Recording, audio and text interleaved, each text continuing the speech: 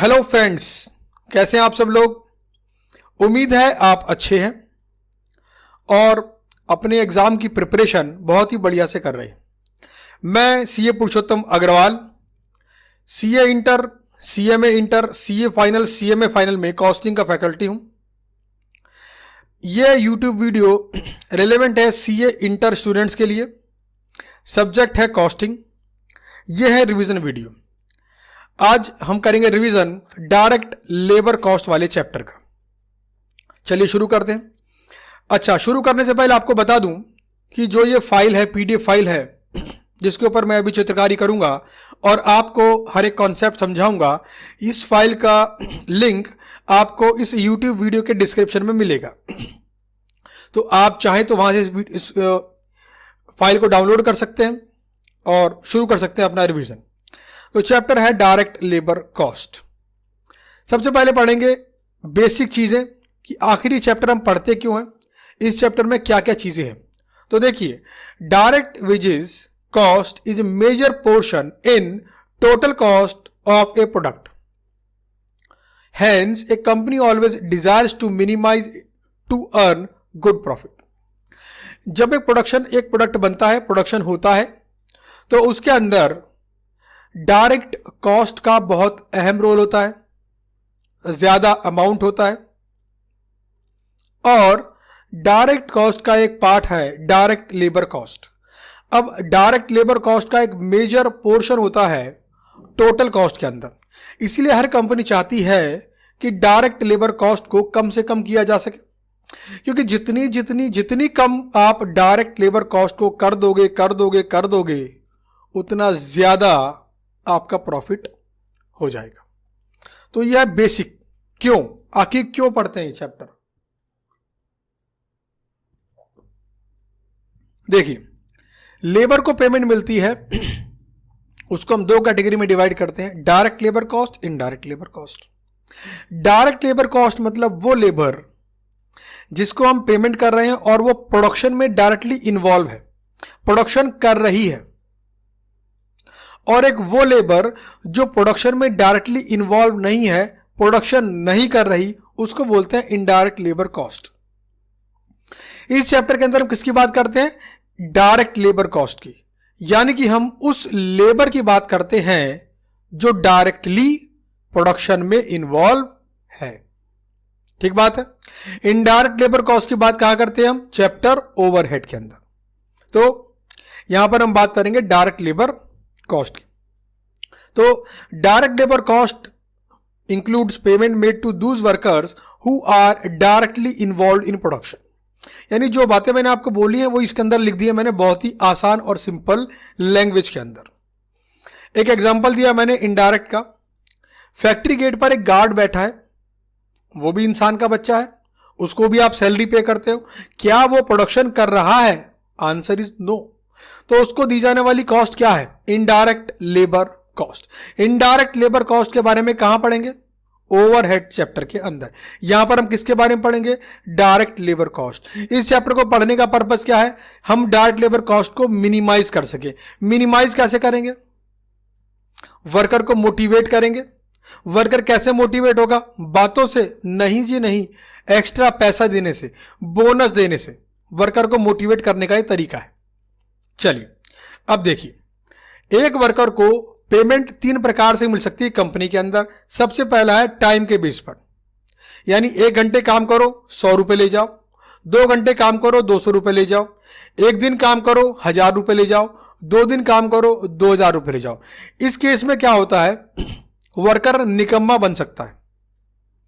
सरकारी कंपनियां इसी मेथड को फॉलो करती हैं। पूरे महीने काम करो, पेमेंट मिलेगी आपकी आने की टाइमिंग और जाने की टाइमिंग के बेस पर, यानी टाइम के अकॉर्डिंग। कितना काम किया इससे कोई लेना देना नहीं। दूसरा सिस्टम होता है पीस रेट बेसिस, यानी काम के आधार पर। यानी ऑफिस में चले गए, काम नहीं किया तो कुछ नहीं मिलेगा। पीस रेट में क्या होता है, वर्कर को मिलती है payment on the basis of production. For example, मैंने एक वर्कर को अपनी फैक्ट्री में रखा और उसे बोला कि 1 पेन बना 20 रुपए ले, मजे कर। 2 पेन बना 40 रुपए ले, 3 पेन बना 60 रुपए ले। तो यहां पे क्या किया मैंने, मैंने वर्कर को ये नहीं बोला कि तेरे को मंथली बेसिस पर पेमेंट मिलेगी, मैंने बोला प्रोडक्शन करेगा तो पेमेंट मिलेगी। इसको बोलते हैं पीस रेट बेस वाली पेमेंट। ये बहुत ही इफेक्टिव पेमेंट होती है, वर्कर अच्छे से काम करता है, बट इसमें भी कुछ कमियां हैं।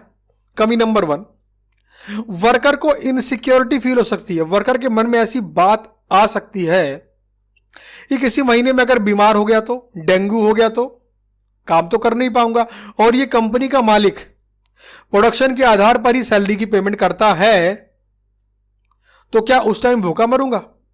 तो इसकी भी लिमिटेशन है। इसलिए आया system number 3, piece rate wage system with guaranteed time wage. यहां पे क्या करते हैं हम, यहां पर हम बोलते हैं देख भाई राम श्याम घनश्याम जो भी तेरा नाम है, पेमेंट मिलेगी प्रोडक्शन के आधार पर, लेकिन हां महीने के 20,000 तो दूंगा ही दूंगा। यानी कि मैंने क्या करा, उसके मन में जो इनसिक्योरिटी थी उसको मैंने खत्म कर दिया। मैं पेमेंट अभी भी कैसे कर रहा हूं, प्रोडक्शन के बेस पे, लेकिन मैंने उसे एक मिनिमम गारंटेड अमाउंट दे दिया कि किसी महीने में अगर तू बीमार पड़ गया ना, कोई बात नहीं, कभी तेरी तबीयत डाउन हुई, अच्छे से काम नहीं कर पाया, प्रोडक्शन कम करा, टेंशन मत लियो, मैंने एक मिनिमम पेमेंट की गारंटी तेरे को दे दी है। तो यह है सिस्टम नंबर 3। अब देखिए, अगर क्वेश्चन बोलता है वर्कर को पेमेंट करिए टाइम के अकॉर्डिंग, और हमें निकालना है कि वर्कर को हमने कितनी पेजेस दी है, तो क्या फॉर्मूला है, उसने कितने घंटे काम किया multiplied by wage per hour. आपके मन में यहां पे सवाल आना चाहिए, सर जब टाइम की बात करी तो आपने आवरली की बात क्यों करी? ये तो वीकली भी हो सकता है, मंथली भी हो सकता है, ईयरली भी हो सकता है। आंसर इज यस, जो आपने कहा वो हो सकता है, बट हमारे क्वेश्चंस के अंदर हमें हमेशा आवरली के बेस पर ही क्वेश्चन मिलने वाला है, इसलिए फॉर्मूला मैंने आवर के बेस पे लिखा है कि भैया कितने घंटे आपने काम किया मल्टीप्लाइड बाय आपके और मेरे बीच में क्या पर आवर रेट तय था। ऐसे निकल आएगी उस वर्कर की पेमेंट जो टाइम के अकॉर्डिंग पेमेंट ले रहा है।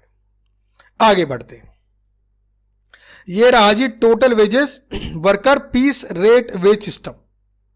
अगर मैंने कंपनी में कोई ऐसा वर्कर रखा हुआ है जो प्रोडक्शन के अकॉर्डिंग पेमेंट लेता है, और क्वेश्चन मुझे बोले कि उसकी टोटल वेजेस निकालो, कैसे निकालूंगा भाई? कितना प्रोडक्शन किया यानी number of units produced multiplied by per unit क्या रेट है, पीस रेट पर यूनिट। ठीक बात। तो ये जो चैप्टर है आपका, this chapter is totally dedicated to study techniques and which motivate worker as well as companies owner. देखो, हमें एक ऐसा प्लान लेके आना है हमारी कंपनी के अंदर कि हमारा वर्कर भी खुश हो, कंपनी भी खुश हो। इसे बोलते हैं विन विन सिचुएशन, यानी आपका भी फायदा मेरा भी फायदा। तो इसमें क्या होता है, वर्कर को पेमेंट ज्यादा मिलती है, ज्यादा टाइम मिलता है, और कंपनी की लेबर कॉस्ट कम हो जाती है। तो देखिए, इस चैप्टर के अंदर कंपनी का मोटिव क्या रहता है, ये चैप्टर क्यों पढ़ रहे हैं, हमारा मोटिव क्या है, हम कुछ ऐसे तरीके सीखना चाहते हैं जिसकी मदद से हम वर्कर को मिलने वाली पेमेंट बढ़ा दें, वर्कर को इंजॉय करने का टाइम बढ़ा दें, और हमारी direct labour cost per unit कम कर ले। समझे बात को? यानी कि हमारी कॉस्ट भी कम, वर्कर को मिलने वाली पेमेंट ज्यादा। तो देखिए, यहां पर मैंने एक बहुत ही खूबसूरत सा एग्जांपल लिखा है। सपोज करो एक वर्कर एक दिन में 8 घंटे काम करके 10 यूनिट बना रहा है, और हम उसे दे रहे हैं 100 रुपए पर आवर, और शाम के आखिर तक क्या मिलता है उसको, 800 रुपए मिलेंगे पर आवर। ध्यान देना, पर आवर मतलब एक वर्कर ने 8 घंटे काम किया, 10 यूनिट बनाई, और हमने उसे बोला कि 1 घंटे के हम 100 रुपए देंगे, मतलब 8 घंटे में आपको 800 रुपए देंगे।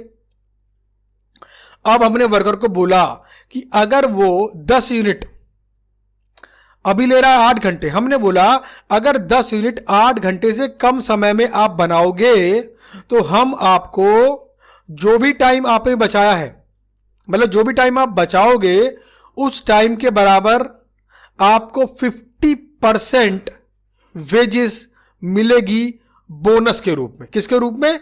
बोनस के रूप में। वर्कर बड़ा खुश हुआ, वर्कर ने बोला अच्छा ये बात है, तो वर्कर ने 10 यूनिट 4 घंटे में बना दी।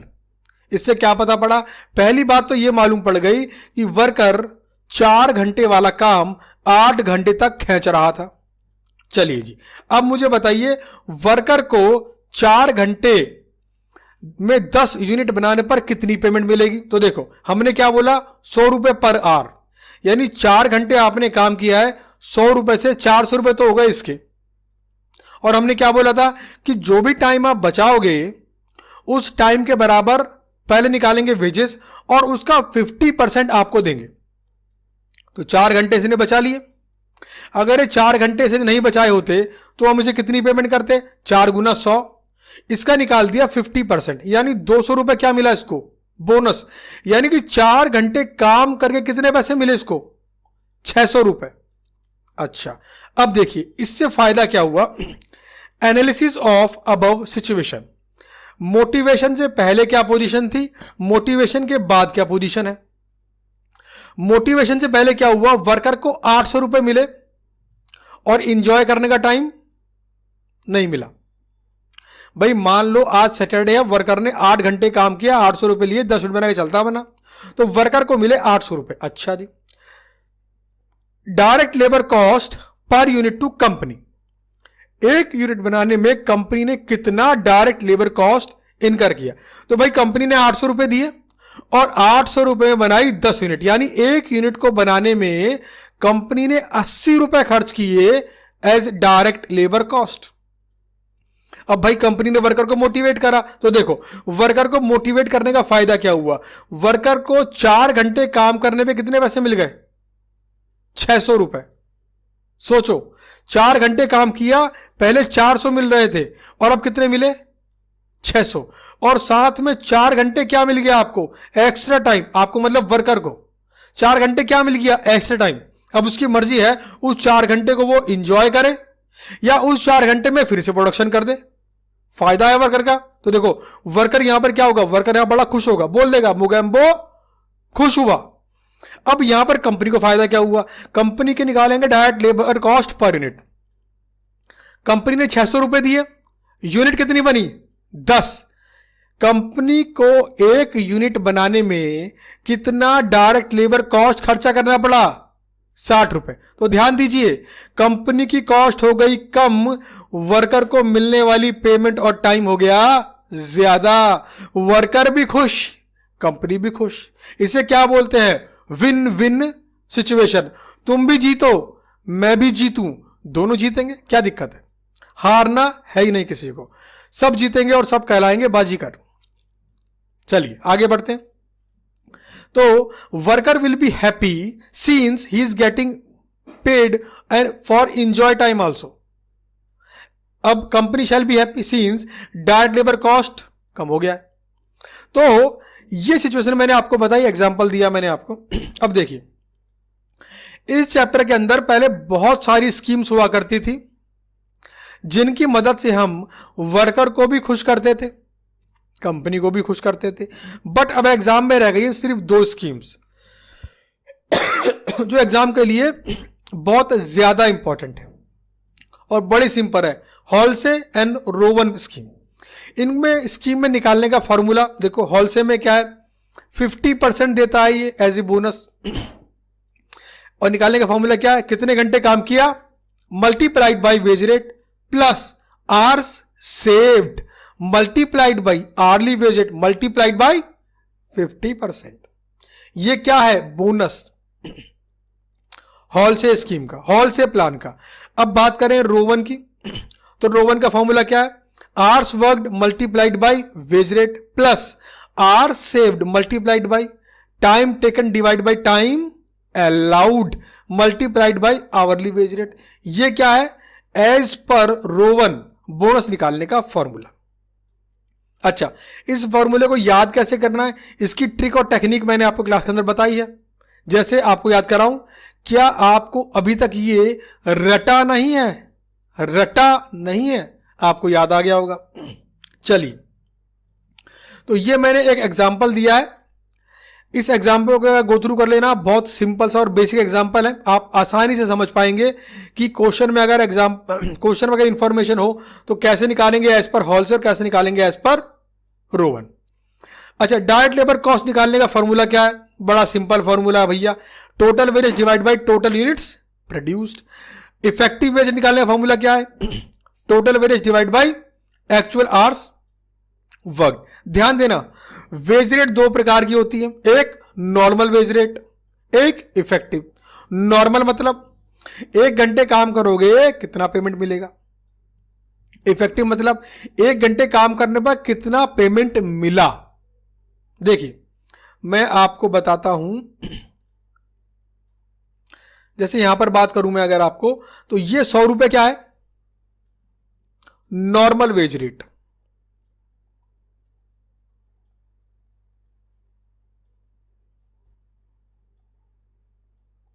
और अगर मैं यहां पे निकालना चाहूं इफेक्टिव वेज रेट, कैसे निकालूंगा? 600 रुपए मिले, 4 घंटे काम किया, मतलब 150 रुपए पर आवर। नॉर्मल कितना था? नॉर्मल कितना था? 100 रुपए। 50 रुपए क्या है? बोनस। तो ये क्या है? Effective wage rate. 1 घंटे काम करने पर इफेक्टिवली वर्कर ने कितना कमाया, इसको बोलते हैं इफेक्टिव वेज रेट। चलिए जी आगे बढ़ते हैं। ये कंट्रोल रेशियोज हैं, इनके बारे में आपको मैंने बताया था। कंट्रोल रेशियो 3 प्रकार के, एक्टिविटी, कैपेसिटी, एफिशिएंसी। एक्टिविटी मतलब कितना काम किया, कैपेसिटी मतलब काम करने की कितनी कैपेसिटी, और एफिशिएंसी मतलब क्या आपका एफिशिएंसी लेवल है काम करने का। समझ में आई बात? मान लीजिए 2 घंटे में कॉस्टिंग के 10 क्वेश्चन आपको बना लेने चाहिए, आपने 2 घंटे में 12 क्वेश्चन बना लिए। इसका मतलब क्या हुआ?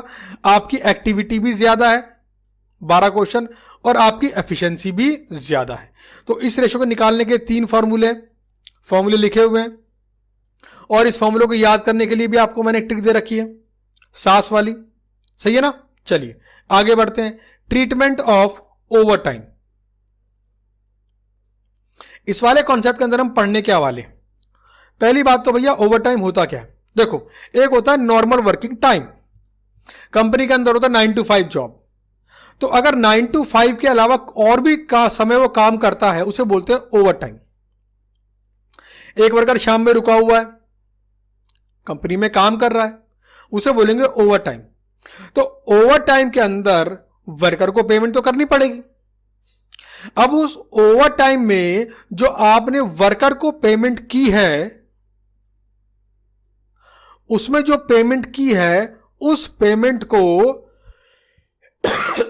कॉस्ट में किस प्रकार से ट्रीट करें, उसके ऊपर ये कॉन्सेप्ट है। तो यहां पे सवाल क्या है कि उसको दी जाने वाली पेमेंट को हम, यानी ओवर टाइम को हम डायरेक्ट लेबर कॉस्ट माने या प्रोडक्शन ओवरहेड कॉस्ट माने। तो इसकी दी 4 सिचुएशन। सबसे पहली, when overtime working is always required due to shortage of labor, market के अंदर लेबर कम है, यानी जिस प्रकार की लेबर की जरूरत कंपनी को है, जिस प्रकार का स्किल होना चाहिए, उस स्किल वाली लेबर मार्केट में कम है। अगर कंपनी को हमेशा ओवरटाइम करवाना पड़ता है तो क्या करेंगे? ओवरटाइम पेमेंट को प्रोडक्ट में चार्ज कर देते हैं यूजिंग इन्फ्लेटेड वेज रेट। हम निकाल लेते हैं एक एवरेज इन्फ्लेटेड वेज रेट, जिसकी मदद से हम कॉस्ट में चार्ज कर देते हैं। Second case, when worker has to work over time since customer was demanding production instantly. Customer ने बोला कि भैया मुझे रातों रात प्रोडक्शन बना के दो, तो अब उसके चक्कर में वर्कर शाम में रुक के काम कर रहा है, तो जो भी एक्स्ट्रा पेमेंट करेंगे ओवर टाइम की, वो कस्टमर की जॉब कॉस्ट में ऐड कर देंगे और कस्टमर जो उसकी रिकवरी कर लेंगे। केस नंबर 3, अगर when company has to over time since working during day stopped due to abnormal situation like breakdown of machine. Worker दिन में काम कर रहे थे, अचानक से मशीन बंद पड़ गई। अब मशीन बंद पड़ने के चक्कर में प्रोडक्शन नहीं हो पाया दिन में, तो कंपनी के वर्कर शाम में रुककर प्रोडक्शन कर रहे हैं, तो अब क्या करें ओवर टाइम का? भैया ओवर टाइम को आप लॉस के रूप में चार्ज कर दो. It is an abnormal loss due to abnormal situation. Case number 4, when sometimes company to work over time to fulfil production requirement. कभी कभी ऐसा होता है, समटाइम्स. अच्छा, कभी कभी ऐसा होता है तो इसको आप प्रोडक्शन ओवरहेड के अंदर चार्ज कर दो. इसको चार्ज करने का लॉजिक आपको ऑलरेडी बताया मैंने क्लास के अंदर. यहां पे हम कर रहे हैं क्विक रिवीजन. अब बात करते हैं लेबर टर्नओवर रेट. कंपनी के अंदर बार बार नई लेबर का आना और पुरानी लेबर का छोड़ के चले जाना बड़ा ही दुखदाई और दिल तोड़ने वाला होता है, क्योंकि इससे कंपनी का खर्चा बढ़ जाता है. नए लोगों को एम्प्लॉय करो, इनका इंटरव्यू करो, पेपर में ऐड निकालो, उनको ट्रेन करो, समझाओ, सिखाओ, फिर भाग गया, फिर नए बंदे को लाओ. तो हर कंपनी चाहती है कि उसकी कंपनी के अंदर लेबर टर्नओवर यानी लेबर का चेंज होना कम से कम हो. वही लेबर बनी रहे, नई लेबर आने आए थी तो नई आए फिर रुक जाए. तो लेबर टर्नओवर रेट कंपनी निकालती है. अब देखो, लेबर टर्नओवर रेट निकालने के लिए पहले हम 4 बातें समझेंगे. सबसे पहले, old worker resigns from company. Company छोड़कर चला गया, क्यों? किसी और कंपनी में अच्छी नौकरी मिल गई. इसे क्या बोलते हैं? रेजिग्नेशन, रिटायरमेंट और लेफ्ट. ठीक बात है. उम्र हो गई, छोड़ के चला गया. 60 साल की उम्र हो गई, हाथ पैरों में जान नहीं बची, कंपनी छोड़ के चला गया. इसे बोलते हैं ओल्ड वर्कर रिजाइन्स. या तो खुद से या कंपनी ने लात मार दी कि तुम भैया 60 साल के हो गए, तुमसे काम नहीं था, घर जाओ. इसे बोलते हैं रेजिग्नेशन, रिटायरमेंट या left. Second point, old workers are fired from company. Worker की एज बाकी है भी काम करने की, लेकिन काम नहीं कर रहा, निकम्मा है. कंपनी क्या करेगी?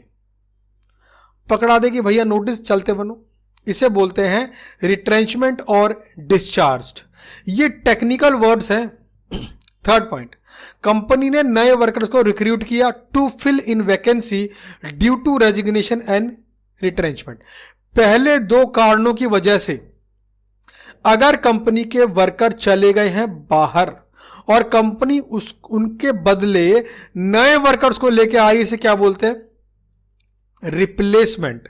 इसको टेक्निकली क्या बोलते हैं? रिप्लेसमेंट. चौथा point, new workers are recruited as additional workforce. Company ने एक नई फैक्ट्री खोल दी, कंपनी ने एक फ्रेंचाइजी खोल दी आउट ऑफ इंडिया, नया वर्कर चाहिए साहब. इसे बोलते हैं फ्रेश रिक्रूटमेंट. तो लेबर को आइडेंटिफाई करना पड़ेगा पहले कि इनमें से किस कैटेगरी में वो आ रहा है.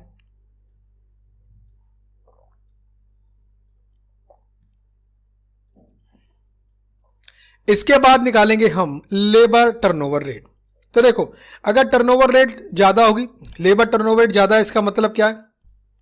कॉस्ट ऑफ रिप्लेसमेंट ज्यादा, कंपनी की ट्रेनिंग कॉस्ट ज्यादा है. तो कंपनी क्या चाहती है हमेशा? कि लेबर टर्नओवर रेट कम से कम हो. लेबर टर्नओवर रेट को निकालने के जी ये फॉर्मूले हैं आपके 4. Formula number 1, labour turnover rate under separation method. Simple है, जो सेपरेट हुए divide by average number of worker. Separate मतलब रिजाइन करके भाग गया, रिटायर हो गया, छोड़ के चला गया, कंपनी ने लात मार दी, रिट्रेंचमेंट और डिस्चार्ज. यानी पहले 2 रीजंस की वजह से अगर कोई कंपनी को छोड़कर गया तो उसे हम बोल देंगे सेपरेशन. एवरेज नंबर कैसे निकालेंगे? Workers at the beginning of the period plus workers at the end of the period divide by 2. Method number 2, labour turnover rate under replacement. Replacement का फॉर्मूला क्या? Replacement divide by average workers. Replacement मतलब new workers are recruited to fill in vacancy due to resignation और retrenchment, यानी reason number 3. फिर formula number 3, labour turnover under accession method. Accession मतलब replacement plus fresh recruitment, यानी कि point number 3 और 4. समझ रहे हो? पॉइंट नंबर 3, पॉइंट नंबर 4, इन दोनों को ऐड कर दो, इसे क्या बोलेंगे? एक्सेशन.